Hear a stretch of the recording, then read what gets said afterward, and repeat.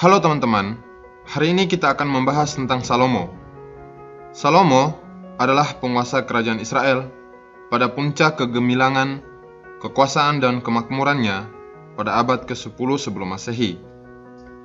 Ia adalah pendiri Kenisah Yerusalem, raja dengan legenda yang jangkauannya melebihi sejarah Alkitabiah sebagai orang bijak, penyair, kekasih, dan penguasa alam. Namun sebelum kita membahasnya lebih lanjut, jangan lupa like, komen, share, dan subscribe channel ini, serta tombol notifikasinya agar selalu mendapatkan video-video terbaru dari jejak sang legenda.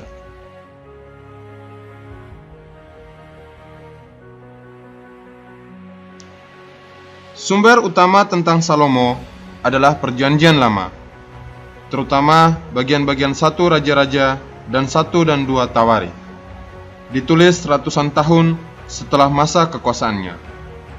Menurut sumber Alkitabiah, Salomo adalah putra Daud dan Betseba, satu-satunya yang diurapi menjadi raja meskipun ayahnya masih hidup, guna menggagalkan niat saudara tirinya merebut kekuasaan. Setelah mewarisi kerajaan yang dibangun ayahnya, Salomo dengan cepat menundukkan musuh-musuhnya dan membangun imperium perdagangan yang berkembang pesat. Dia memanfaatkan lokasi Palestina yang strategis sebagai jembatan Mediterania dan Laut Merah, Asia dan Afrika. Masa kekuasaan Salomo gemilang tak tertandingi. Konon, ia memiliki 12.000 prajurit berkuda dan 1.400 kereta, serta 700 istri dan 300 selir. Demi memperkokoh persekutuan antar kerajaan, Salomo menikahi putri dan saudari para raja. Pernikahannya dengan putri Firaun Mesir misalnya, memastikan kekuasaannya atas kota Gezer di Kanaan. Laporan Alkitabiah menyebutkan, Salomo berjanji mengabulkan semua keinginan apapun itu dari Ratu Sheba yang datang berkunjung. Peristiwa ini memicu gosip selama 3.000 tahun, sebab salah satu permintaan Ratu Sheba adalah anak. Pencapaian tertinggi Salomo adalah Kenisah, bait suci yang ia bangun sebagai tempat tabut perjanjian. Dideskripsikan sebagai bangunan batu dan kayu cedar, dengan bagian dalam berukiran menakjubkan dan bagian luar bersepu emas. Kenisah tersebut merupakan bukti mengagumkan dari keagungan Israel dan Tuhan mereka. Setelah kerja keras selama 7 tahun oleh tak terhitung banyaknya orang, Salomo mampu meresmikan Kenisah tersebut, yang menjadi tempat tersuci bagi semua orang Yahudi dan terus dikenang selama ribuan tahun sebagai bagian inti iman Yahudi. Salomo terus membangun dengan skala kolosal berbagai kota dan benteng di seluruh penjuru kekaisarannya.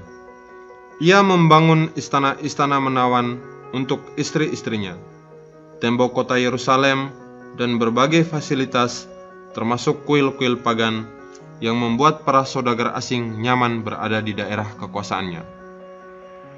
Namun, status heroik Salomo mencakup lebih daripada politik dan bangunan megah.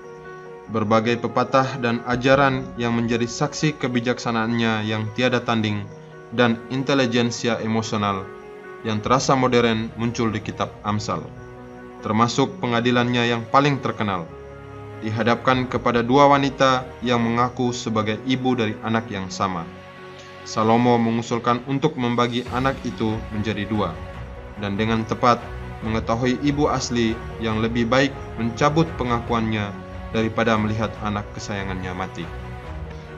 Sebagai penyair, Salomo disebut-sebut menulis tak kurang dari 1.005 kidung, termasuk Kidung Agung atau Kidung Salomo.